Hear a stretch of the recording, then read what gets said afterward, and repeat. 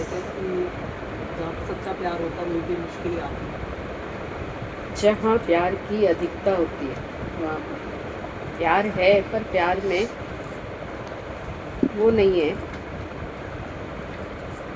कि मन अंदर से ऐसा नहीं चाहता परमात्मा कोई पूरी तरह से। अभी माया भी चाहता है और भगवान भी चाहता है। दोनों चीज़ में तृप्ति चाहता है, दोनों चीज़ की डिमांड है अंदर से सब। जहाँ प्यार बहुत ज़्यादा होता है वहाँ ये परीक्षा आती है। राधा की आई, मीरा की आई, प्रहलाद की आई, और परीक्षा के बिना तो वैसे भी मंजिल नहीं मिलेगी। राजा जनक की भी बहुत परीक्षा हुई। कोई भी आप उनको चुन के बता दो जिसकी परीक्षा ना हुई। जिन्होंने एक ही रास्ता चुना उनकी परीक्षा ज़्यादा हुई। जिन्होंने दोनों रास्ते चुने उनकी परीक्षा, दोनों रास्ते होती है पर थोड़ी थोड़ी। पर मंजिल के लिए बहुत ज़रूरी है एक ही रास्ता चुनना। जब प्रेम चरम सीमा पर होता है तब ये परीक्षा आती है। अब लड़की अगर लड़के से प्रेम करती है और माँ बाप ने मना किया कि तुम इससे नहीं मिलोगी, नहीं शादी करोगी, और वो मान गई, तो क्या परीक्षा होगी फिर? तो बात ही खत्म हो गई भाई।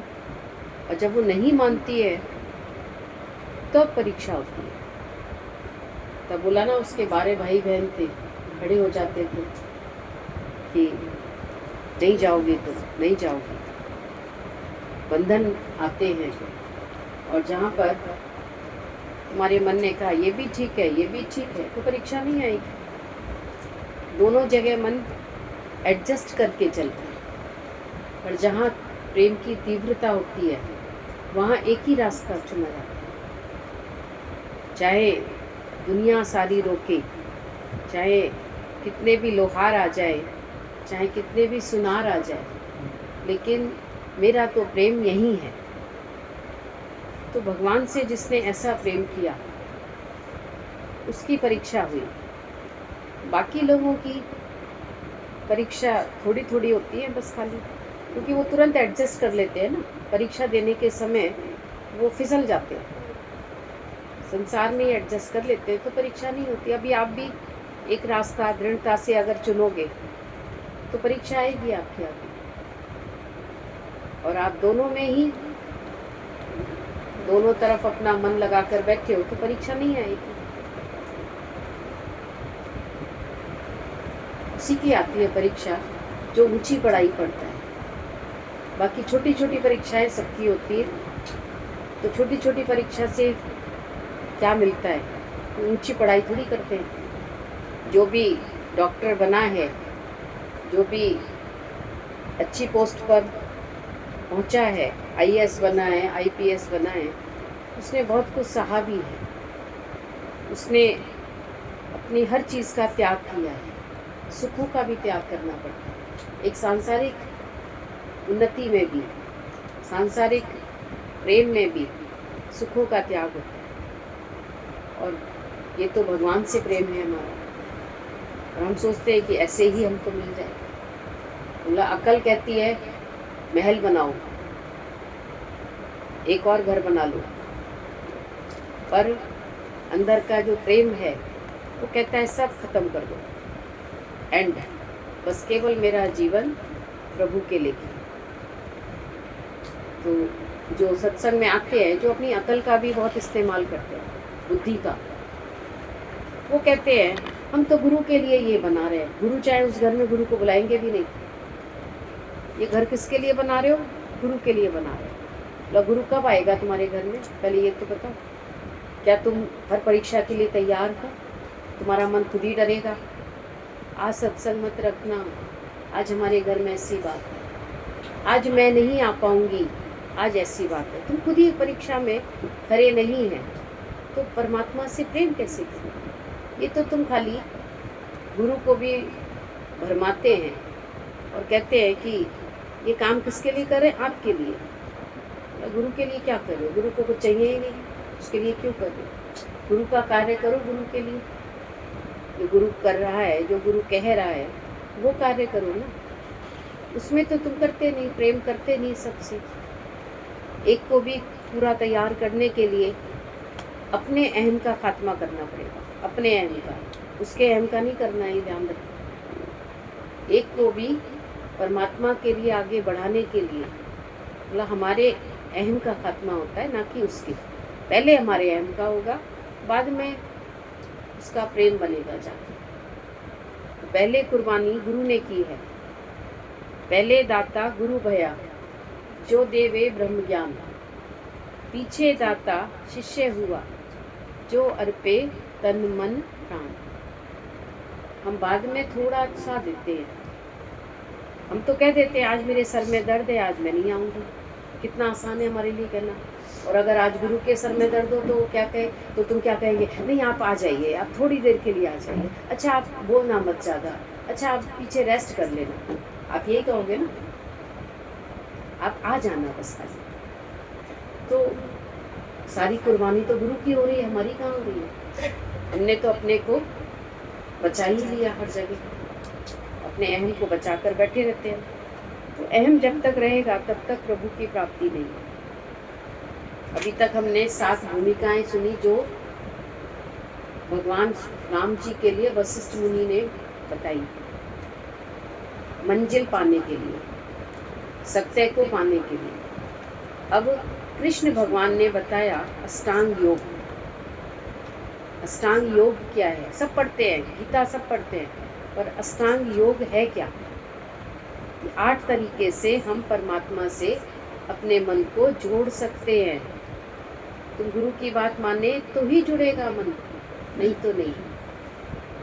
अब सब लोग क्या बोलते हैं? हम योग कर रहे हैं, योगा कर रहे हैं। योग भी नहीं बोलते हैं, अब योगा बोलते हैं।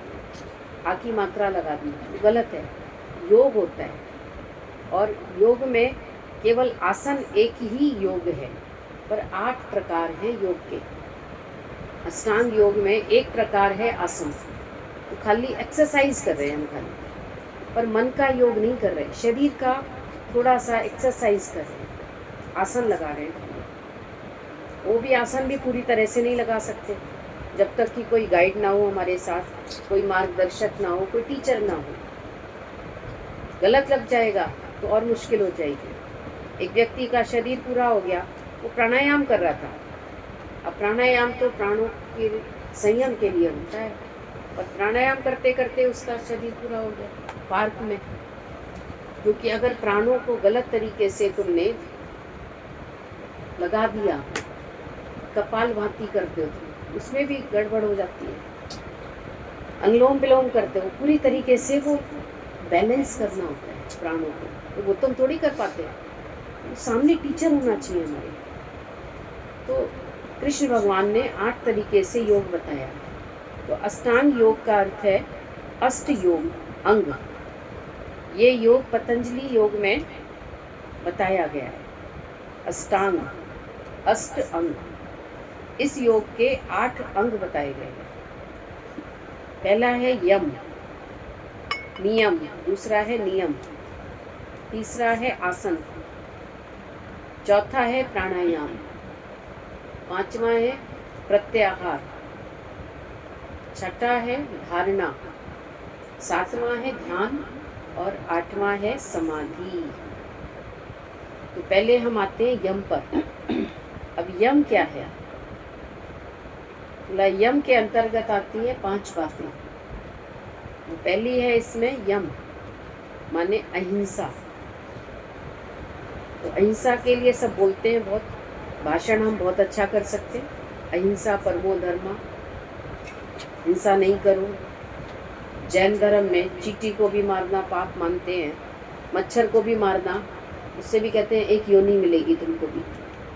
पर बोला अहिंसा होती क्या है, पहले ये जानो अहिंसा है क्या। जहाँ तुम ऊपर बाहर से तो हम ये सब काम नहीं कर रहे, मच्छर नहीं मार रहे, कॉकरोच नहीं मारते, चींटी नहीं मारते, लेकिन हम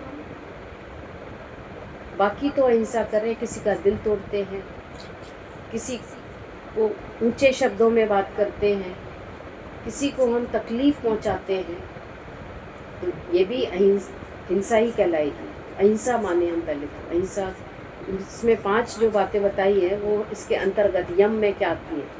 अहिंसा, सत्य, अस्तेय, ब्रह्मचर्य, अपरिग्रह। अब ब्रह्मचर्य क्या होता है?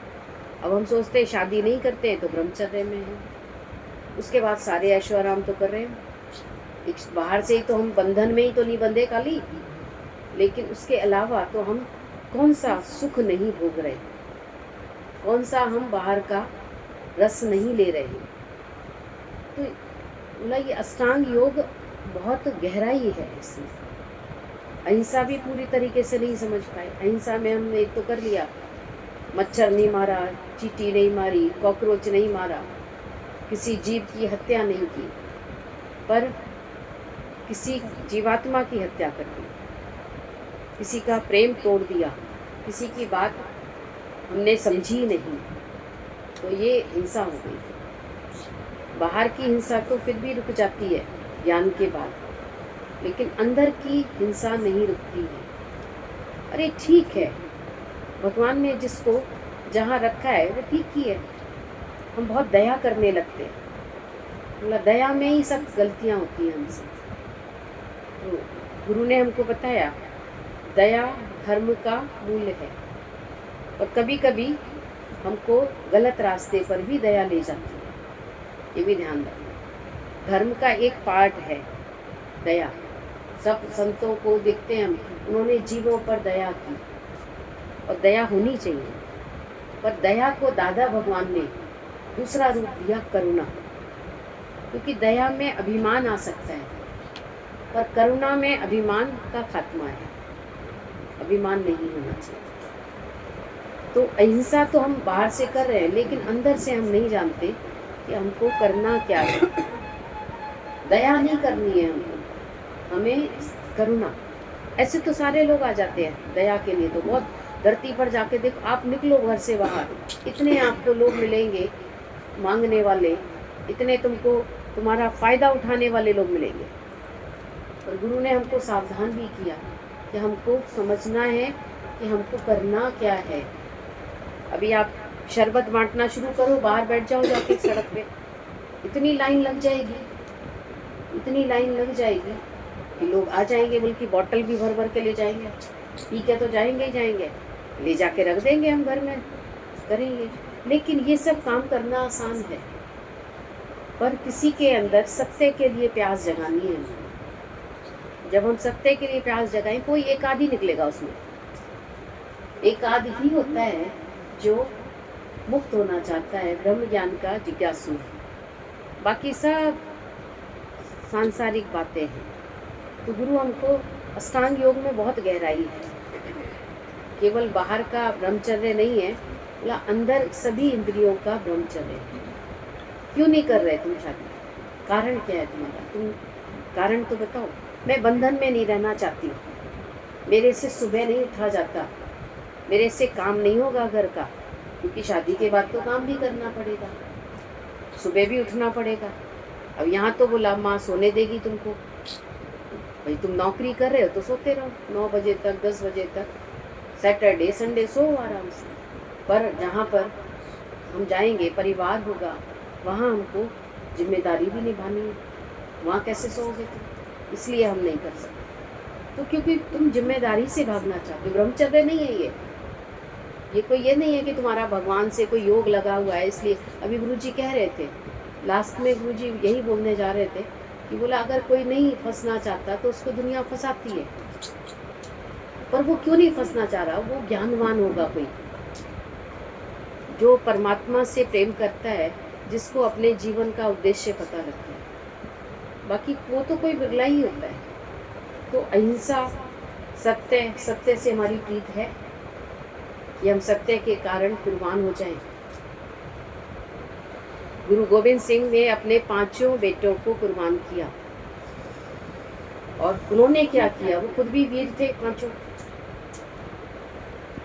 वो तो थे ही, लेकिन खुद भी वो वीर थे 5 बेटे। और उनके अंदर भी मोह नहीं था, उनके अंदर भी देश के प्रति और धरती के प्रति बहुत ऋणी थे वो।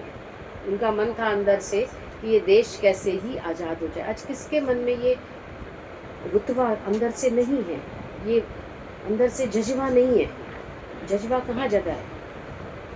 आज अगर थोड़ा सा भी करते हैं तो फोटो निकलवाना होता है सबको। जरा सा ही जाएंगे उधर, उधर फोटो निकलेगा, उधर एडवर्टीजमेंट आ जाएगा, उधर लोगों को पता लग जाएगा ये स्वतंत्रता सेनानी बनने जा रहा है। पर स्वतंत्रता सेनानी कोई फोटो नहीं खिंचवाते, ध्यान रखना। वो तो देश के लिए जज्बा रखते हैं। तो सत्य के प्रति हमारे अंदर में लगन जगे, शौक जगे, अंदर से मन कहे कि अब ये जन्म प्रभु तेरे लेके। मीराबाई के अंदर से आवाज़ निकली थी। ऐसा प्रेम जिसको होता है उसका योग लग जाता है, यम उसका हो जाता है, संयम उसका हो जाता है। और नियम, पहले तो यम का ही रह गया, यम का अर्थ है संयम। तो मन व इंद्रियों का संयम हो, अपने को सत्य से जोड़े। सत्य व्यापक है, सब तरफ परमात्मा का ही रूप है, या मेरा अपना आप ही है। और जब हमारे विचार, कर्म, प्रेम सर्व के लिए हो जाते हैं तो वो निष्काम होता है। और ये आसान नहीं होता है। देखो, जो हमारा बात मानेगा, आपकी बात मानेगा, तो हम उसके प्रति झुक जाते हैं। पर जो हमसे उल्टा चलता है उसके प्रति हमारा मन फिर एंटी होता है। तो फिर इसको मन को बनाना पड़ता है, मोड़ना पड़ता है। इसके लिए बोला 10 नाखूनों का जोर लगाना पड़ता है। गुरु ने बोला ये भगवान है और ये हमसे उल्टा चलती है। पर गुरु की बात मानोगे या अपने मन की बात मानोगे, ये तुम देखो। गुरु ने बोला सब हुक्म चल रहा है, तो मन को शांत कर दो ना। फिर गुरु की बात मन ने मान ली, सब हुक्म से हो रहा है, तुम क्यों बीच में इतने इंटरफियर कर रहे हैं? इतना इंटरफियर करोगे तो भगवान कैसे मिलेगा? अंदर से मन को संयम में रखो, शांत रखो। ठीक है, जो हो रहा है उसमें मैं भी शांत हूँ और बहुत अच्छा हो रहा है। ये अच्छाई तुमको बाद में दिखाई देगी, अभी नहीं दिखाई देगी। अभी तो सबको लगता है ये क्यों भगवान ऐसा कर रहे हैं। मतलब जो अगर भगवान के हुक्म से हो रहा है तो ये सही हो रहा है, और अगर ये मेरी इच्छा से हो रहा है तो इसमें कुछ भी हो सकता है, फिर गड़बड़ हो सकती है। पर ईश्वर ऐसा करवा रहा है, हो रहा है, तो बोला ये ईश्वर की मर्जी है। तो जब हमारे विचार, कर्म और प्रेम सर्व के लिए होता है तो ये निष्काम है। अब लोग क्या कहते हैं, निष्काम कर रहे हैं हम, सत्संग को निष्काम कहते हैं। बोला सत्संग भी कहीं ना कहीं अपने फ़ायदे के लिए कर रहे हैं, कहीं ना कहीं हमको इससे भी बेनिफिट हो रहा है। दादा ने सबको निष्काम की इजाज़त दी है, पर निष्काम की गहराई को समझे कि हमारा मन निष्कामी हुआ है, वो भी साथ साथ समझे कि हमारा मन कुछ चाहता तो नहीं है। अगर कोई हमको मना कर रहा है तो हम मना कर सकते हैं, ठीक है, कोई बात नहीं। इतना मन मुड़ने को तैयार है क्या? संयम में है हमारा मन। तो यम का अर्थ है संयम पूरी तरह से। और ज्ञानी के भीतर सबके लिए करुणा भाव है, और जब अंदर से करुणा जागती है तो हिंसा नहीं होती। एक ही काम होगा, या तो करुणा होगी या तो हिंसा। फिर अंदर से भगवान को आगे रखो और बात खत्म करो। हर बात को ज्ञानी खत्म करता है, भगवान का एक ऊँट डालता है उसमें। भगवान जी जो तुम कराओगे वो अच्छा हो, मन शांत कर दे। तो ये मन को मोड़ना भी गुरु ने बताया। नहीं तो हम कहाँ मन को मोड़ते थे, हम अड़ियल घोड़े थे। एक होता है अड़ियल घोड़ा, घोड़े में बहुत वैरायटी होती है, हमें तो पता नहीं होगा ना, क्योंकि हमने घोड़ा खरीदा नहीं, हम घोड़े पर बैठे नहीं, तो हमको लगता है घोड़ा घोड़ा है। और घोड़ा बोला बहुत वैरायटी होती है उसमें, लाखों करोड़ों का आता है एक घोड़ा। तो वो कौन सा? एक अड़ियल घोड़ा है, हर जगह अड़ जाता है। तो हमारा मन कभी कभी अड़ियल घोड़ा बन जाता है, अपने को ही सही मानता है। फिर बोला मोड़ देना, इसके लिए गुरु का होना ज़रूरी है। गुरु होता है तो मन फिर भी मुड़ सकता है। जीवन में अगर गुरु होगा तो मन मुड़ जाएगा, और गुरु नहीं होगा तो मन अड़ियल घोड़ा है। नहीं मुड़ेगा, करुणा उसमें आएगी नहीं। गुरु कहता है यहाँ पर करुणा करो ना, अपना आप करके जाओ। और कहीं गुरु कहता है नहीं, दया करनी ही नहीं है तुमको जरा भी, अपनी इंद्रियों पर, अपने मन पर दया नहीं करनी। मन तो बहता है हर जगह। मन, आपको पता, मन जाता कहाँ है? अब ऊपर से नीचे की ओर हमेशा। और गुरु रोज ऊपर चढ़ाने की बात करता। कोई कहता था गुरु जी हमारे पड़ोस में ना ऐसी है, वो बहुत परेशान है, फिर हम क्या करें गुरु जी? तो बोले उसको कोई सबक सिखाओ, कोई अच्छी सीख दो, उसको कोई सेवा करवाओ, उससे कोई कार्य की शुरुआत करवाओ। तुम क्या करेंगे? तुमने उसको 100 रुपया दे दिया, उसका 100 रुपये में कितने दिन काम चल जाएगा, कितने वक्त की रोटी खा लेगा वो? पर अगर तुमने, दादा ने कैसे मेहनत की आप सबको पता ही होगा कि बहुत ऐसी स्त्रियां भी आती थी जिनके पास नहीं था बहुत कुछ, और वो कहती थी दादा हम आपका ज्ञान कैसे सुने, क्योंकि पहले तो हम कमाएंगे, हमारे पास पैसा आएगा खाने के लिए, तभी हम, हमारा पहले जीविका तो चले। तो दादा ने समझी उनकी बात को। दादा ने बोला हाँ तुम पहले मेहनत करो। फिर वो बनाती थी थैली, अखबार की, जैसे न्यूज़पेपर की थैलियाँ बनती हैं, कागज़ की थैलियाँ पहले बनती थी ना, अभी दोबारा से भी आ गई हैं हर जगह, पेपर बैग कहलाते हैं जो, वो पहले हाथों से बनती थी, तो वो सब बनाती थी। दादा कहते थे तुम बनाओ, मैं बेच कर आऊँगा। जेंट्स निकल सकता है, लेडीज़ नहीं निकल पाती थी पहले। आज से बोला ना 60-70 साल पहले, 80 साल पहले लेडीज़ पर्दे में रहती थी। तो उन्होंने बनाई, गड्डी बनाकर दे दी। दादा को पता था इस दुकान पर बिक जाती है, ले जाके उसको बेच कर आए, ला के उसको पैसा दे दिया। अब दिखने में तो बहुत सरल काम लग रहा है हमको बहुत, कि भाई क्या किया हमने, उसका बेच के ही तो आ गए। पर कौन करता है किसी की इतनी मदद, कौन करता है?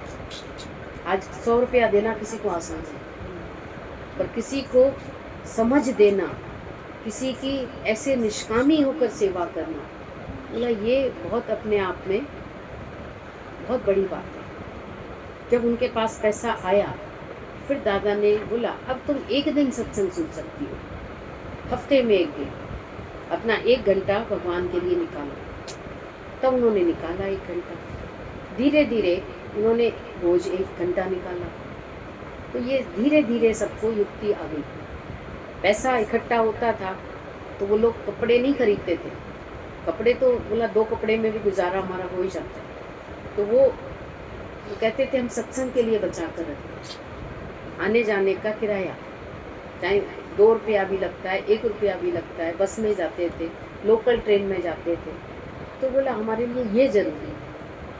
तो सत्य के लिए बोला प्रेम जगाना, और सत्य से प्रीत गुरु ने करवाई, नहीं तो हम नहीं कर सकते थे। और गुरु के अंदर करुणा है, तो वो हिंसा नहीं करता, उसकी डांट में भी संवार है। अगर गुरु ना मिलता तो क्या होता रे, गुरु ना जगाता तो मैं सोता रे। आज सुबह कई लोगों ने सत्संग नहीं सुना, हमने पूछा क्यों नहीं सुना, वो हमने देखा ही नहीं, हमने देखा ही नहीं, नहीं देखा तो नहीं सुना। तो गुरु जब जगाता है तो हम जग जाते हैं, और नहीं जगाता है तो हम सोते रहते हैं कि भाई ठीक है कोई बात नहीं है। तो गुरु की बहुत मेहरबानी है, ज्ञानी के भीतर सबके लिए करुणा है, ये तो बहुत बड़ी बात होगी। अपने वालों के लिए तो सबके अंदर है, देखो अपने वाला दुखी होगा, तुम्हारा मन परेशान रहेगा, तुम्हें भूख नहीं लगेगी, तुम्हें प्यास नहीं लगेगी, फलाना मेरा भूख, उसने खाना नहीं खाया है तो मैं कैसे खा लूँ, भूख लगी नहीं रही है मुझे, बीमार है वो, बोला किसी और के लिए तुम्हारे अंदर ये बात जगी नहीं आज तक, कोई और भी बीमार है, और वो जिसको हम जानते भी हैं। चलो अननोन लोग धरती पर बहुत सारे हैं जिनको हम नहीं जानते, उनके बारे में तो कोई बात नहीं। तो ये अंदर की बात हमें पता लगती है, ये हमारे अंदर कहीं ना कहीं ममता है, मोह है। अब गुरु को ही सुनाते हैं, अब घर में ऐसा है तो फिर मैं क्या करूं, फिर अरे कैसा है घर में, है कैसा, कोई ऐसी आफत थोड़ी आई है, प्रेम करो, युक्ति रखो, परेशान क्यों हो रहे हो, मना थोड़ी है, कोई बीमार है उसका इलाज कराओ, वो इलाज ही नहीं कराता है। तो बोला फिर तुम क्या करोगे, फिर तुम ये बता दो, फिर तुम कर क्या सकते हो। परेशान होके क्या तुम कोई फ़ायदा होगा? तुम भी परेशान होगे, तुम भी बीमार पड़ जाओगे। अभी तो वो बीमार है साथ सामने वाला। फिर जब तुम टेंशन करोगे, तुम समय पर खाना नहीं खाओगे और सत्संग भी छोड़ दोगे किसी दिन, तो क्या हो गया, तुम भी बीमार हो जाओगे। तो गुरु ने हमें समझ दी है ना। और फिर ऐसा करुणा का भाव सर्व के लिए है ज्ञानी के अंदर। और जब अंदर से करुणा जागती है तो हिंसा नहीं हो पाती। हिंसा केवल बाहर से चोट देना नहीं है, बल्कि हमारे विचार सबके लिए अच्छे हो जाए, ये बहुत बड़ी हिंसा है, अहिंसा है। हम सबके लिए भगवान का भाव रखें, यानी ने ये अहिंसा रखी है जीवन में। और हमने सिर्फ ये है कि बाहर का दिखावा किया, हम बहुत अहिंसावादी हैं। अहिंसावादी तो ज्ञानी होता है जो अंदर से सबके लिए अच्छे विचार रख कर बैठा है। तुम्हारे विचार अच्छे हैं सबके लिए, किसी को दूसरा देख रहे हो, किसी को तीसरा देख रहे हो, किसी को उल्टा देखते हो, किसी को कुछ सोच रहे हो, तो कहाँ यह अहिंसा कहलाएगी? अहिंसा होती है जब तुम सर्व के लिए प्रेम करते हो, ये अहिंसा है। तो गांधी जी ने बोला अहिंसा परमो धर्म। उन्होंने बाहर भीतर का संयम धारण किया था। बाहर का संयम खाने पीने का, वस्त्रों का, सोने का संयम, उठने का संयम, हर चीज़ का संयम बाहर का। और अंदर का संयम, गीता में भगवान ने अर्जुन को बोला तुम निद्रा और आलस्य को जीतने वाले हो। निद्रा और आलस्य पर हमने जीत पाई है। कई लोग तो सत्संग में ही सोते रहते हैं, सत्संग में बैठे होते हैं, ऐसे ऐसे कर रहे होते हैं। हम कहते हैं तुम सुन रही हो? हाँ सुन तो रही हूँ मैं। अब सुन क्या रही होगी? शब्द सुन रही होगी, शब्द बता दोगे कोई भी गुरु का वचन, लेकिन मन मनाभव होकर नहीं सुन रहे। सुन तो रहे हो, ये तो हम भी, हमें क्या बता रहे हो, हम भी जानते हैं, सुन तो रहे। चलते फिरते भी हम सुन सकते हैं, ऐसा कुछ नहीं है, चलते फिरते भी सुन सकते हैं। लेकिन एक होता है मन मनाभव होकर सुनना, उसमें डूबना, उसमें अंतर है। एक बाहर से हम श्रवण कर रहे हैं, बाहर की हिंसा सब जानते हैं, लेकिन अंदर से जो हम हिंसा कर रहे हैं वो कोई जानता है? हम किसी के बारे में कैसा सोच रहे हैं, अंदर से भी अहिंसा रखें जीवन में, केवल बाहर से नहीं। तो हर चीज़ का संयम, सोने का, खाने पीने का, और वस्त्रों का भी संयम। वस्त्रों का संयम का क्या मतलब हुआ?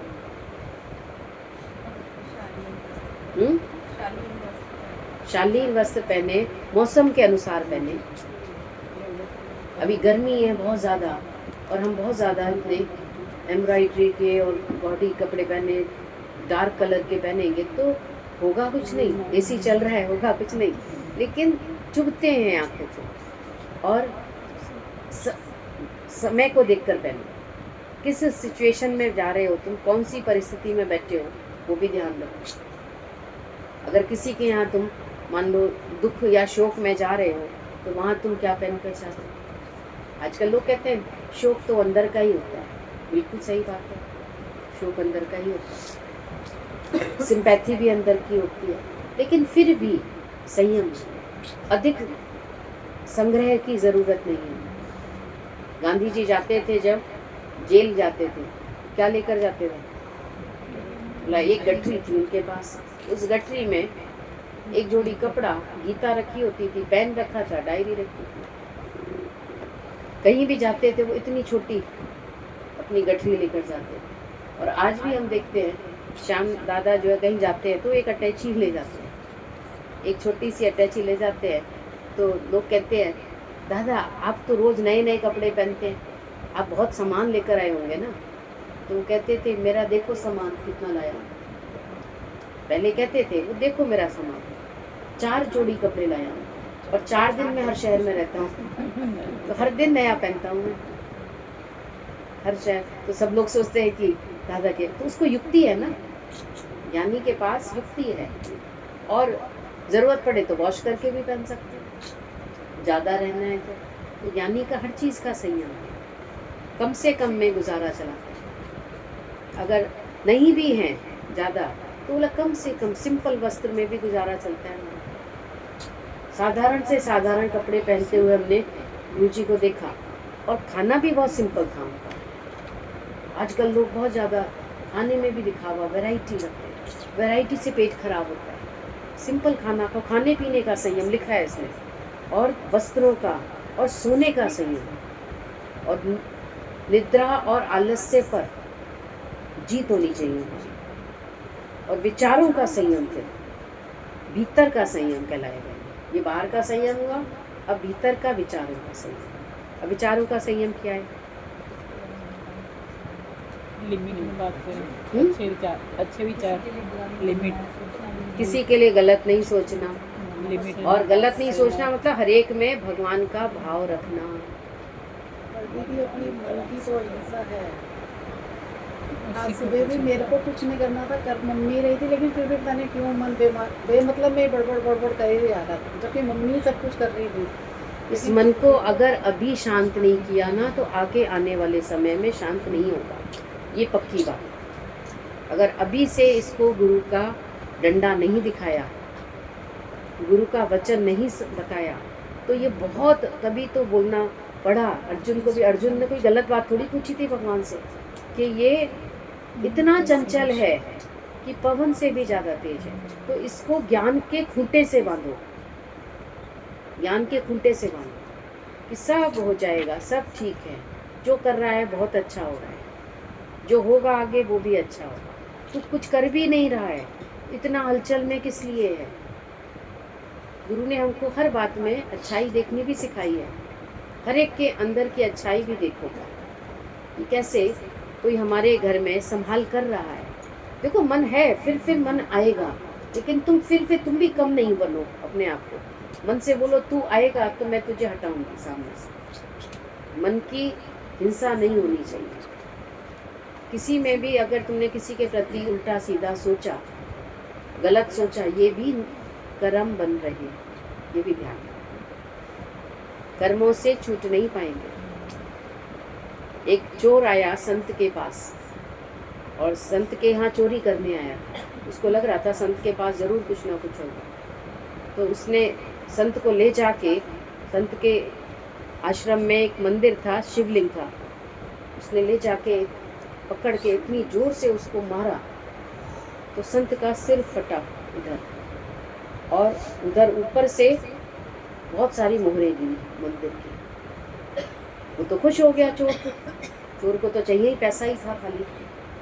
पर उसको बड़ा आश्चर्य हुआ कि इसको इतनी तकलीफ हुई, और ऊपर से ये मोहरें कहाँ से गिरी। तो उसी समय बोला, भगवान शिव प्रकट हुए, बोला ये दोनों के कर्म का हिसाब किताब है। वो कैसे? बोला पिछले जन्म में, बोला जो ये जिसके संत बना है, बोला ये जो था पहले, बोला इसने तकलीफ पहुंचाई थी तुझे, तो तूने इसको तकलीफ पहुंचा दी। इसका तूने धन किसी का लिया था, किसी को दिया था, तो तुझे धन मिल गया, अपने आप मिलता है ये चीज़। तो कर्म का हिसाब किताब कुछ ऐसा होता है, और इस पर कोई आज विश्वास नहीं करता। पर कर्म जो होते हैं हमारे हज़ारों जन्म तक पीछे चलते हैं, हज़ारों जन्म तक। तो हम किसी के बारे में भी गलत सोच रहे हैं, तो कहीं ना कहीं वो फल हमें ही मिलना है। गुरु हमको सावधान करता है, बोला और इसमें कुछ नहीं करना है तुमको, सिर्फ गुरु का एक वचन मानो।